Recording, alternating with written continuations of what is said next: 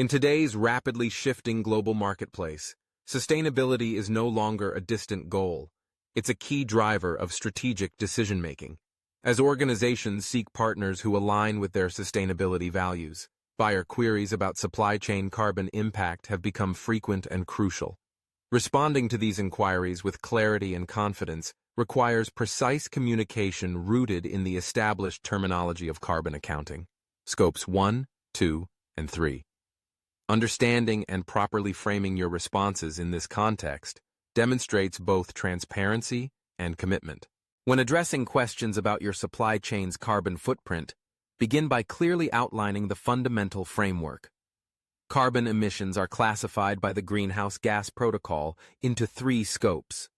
Scope 1 covers direct emissions from sources that are owned or controlled by your organization, such as emissions from company vehicles or on-site fuel combustion.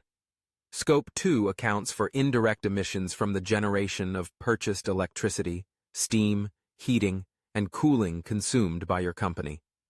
These are emissions generated elsewhere, but are a consequence of your organization's energy use. Scope 3 encompasses all other indirect emissions that occur in your value chain, both upstream and downstream, including those from supplier activities, product transportation, business travel, and end-of-life treatment of products. With this structure in mind, a best practice in answering buyer queries is to first acknowledge their interest in environmental accountability. Express appreciation for their focus on climate stewardship. This sets a cooperative and professional tone. Then respond using straightforward language, anchoring your reply in the scope framework.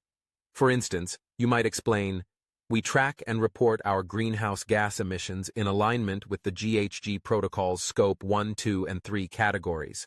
This enables us to identify key sources of emissions in our operations, as well as within our broader supply chain." Detail your efforts for each scope, beginning with what you have the most direct control over. For Scope 1, discuss any measures taken to reduce direct emissions, such as fleet electrification, on-site renewable energy generation, or energy efficiency upgrades at company facilities. Share relevant data if possible. Buyers appreciate not only action, but also transparency in measurement and reporting. Next, shift to Scope 2, highlighting initiatives to minimize indirect emissions from purchased energy.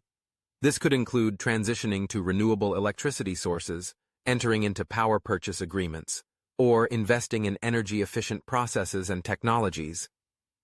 If your organization discloses annual Scope 1 and 2 emissions, reference the reporting framework you use, such as the CDP Climate Questionnaire or annual sustainability reports. Scope 3. Emissions are commonly the largest and most complex category, representing the broadest range of value chain impacts. It's essential to be honest about where you are in this journey. Explain how you are collaborating with suppliers to gather emissions data, set reduction targets, and enhance overall supply chain transparency. Outline steps such as supplier engagement, eco-design initiatives, or third-party auditing processes. If you have set science-based targets or are participating in industry collaborations to address Scope 3 emissions, mention these efforts to reinforce your commitment. Buyers may ask for specific numbers or documentation. When possible, provide credible, quantitative data and explain your data collection methodology.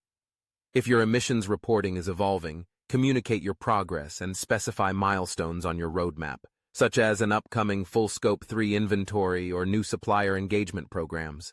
Conclude your response by reiterating your commitment to continual improvement and willingness to work with customers on shared sustainability goals. Emphasize that credible measurement and reduction of carbon impacts across all 3 scopes is an ongoing process, and that open communication and collaboration are key. In summary, a clear, confident answer to buyer queries about supply chain carbon impact rests on a solid understanding of Scope 1, 2, and 3 boundaries, transparency in current actions and data, and a demonstrated aspiration towards lower carbon operations in partnership with value chain stakeholders.